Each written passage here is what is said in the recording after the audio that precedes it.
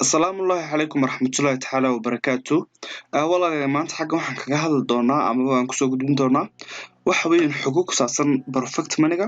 Xogaha kan oo aad muhiim u ah oo aad haddii ay sida tawaqqucaadka amaba sida saadaaluhu yihiin hadday u dhacdaan saameyn nagu yeelan doona.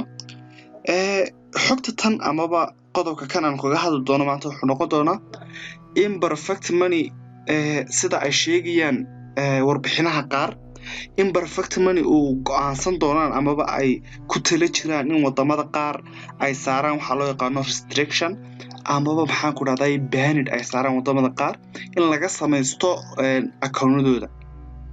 sida wada ogsoonahay Skrill oo kale ma aqbalo Soomaaliya, Djibouti, Ethiopia wadamadaas oo dhan ma ku samaysan kartid account. laakiin perfect money wuxuu ahaa Soomaaliya meel walba inta badan wadamada waa lagu samaysan karay wadamada Soomaalidu joogan. marka xogahaas baan maanta article ka hadlaya aan aragnay. article-kaas oo kula soo wadaagi doon haddii la yiraahdo Telegram channel-keena support team-ka amaba waxaan jeedaa channel-keena caadiga aan kula soo wadaagi doono. xogahaas oo tibaaxaya in ay qorsheynayaan perfect money in ay saaraan wadamada qaar restriction waxa loo yaqaano amaba waxa loo yaqaano banned marka uu qofku sameeyo sign up amaba marka uu sameeyo isdiiwaangelin qofku. haddaba as Somali community ahaan maxaa inaka arrinkaas aan ku wajahna.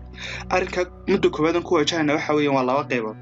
labada qaybood qaybtooda in research ku sameeyno inay maxaan ku dhahday inay waxaan yihiin news fake oo yacni amaba news been inay yihiin inuu soo ogaano horta marka koowaad research ku sameeyno.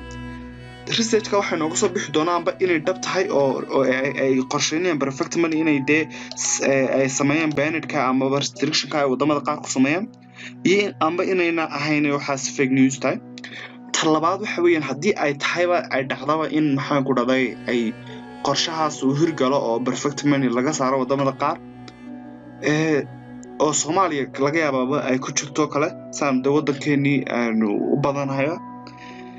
marka waxaan la waajib waxa weeyaan inaanu intii awoodeena aynu dadka aan ku sii baraarujino waqtiga ay soo saaraan yiraahdaan perfect money waqtigaas banned kala saaro doona wadamadaas inta ka horseynayno dad bulsho badan sii gaarsiino si ay u sii samaystaan maxaan ku dhahday perfect money accounts ee Soomaaliya ugu samaystaan maadaama aynu ogsoonahay marka la sameeyo xeerad la soo rogo marka xeerad la soo rogo in xeerada qofkii hore xeerad inta dhicin ka hor account amba ka samaystaan amba waxa xeerada lagu sameeyay hore u sii sameeyo inana xeeradu marka dambe qabanayso qofka marka xeerada marka la soo rogo qofka account marka perfect money kala marka xeerada la saaro qofka samaysanaya marka ay ku dabaqayso kaliya.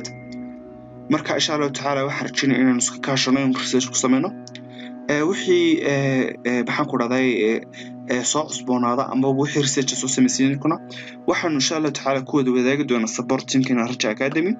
marnaba mar saddexaad ba waxaan idin rajaynayaa bal inaynu insha Allah arrinka xiriska saarno. waxaan ku salaamaysaa salaamka salaamu alaykum warahmatullahi wabarakatuh.